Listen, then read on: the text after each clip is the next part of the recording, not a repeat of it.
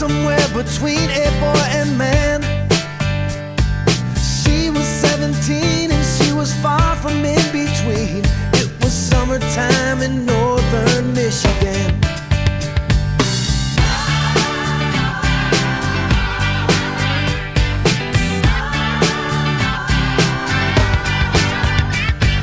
Splashing through the sandbar, talking by the campfire. It's the simple things in life, like when and where.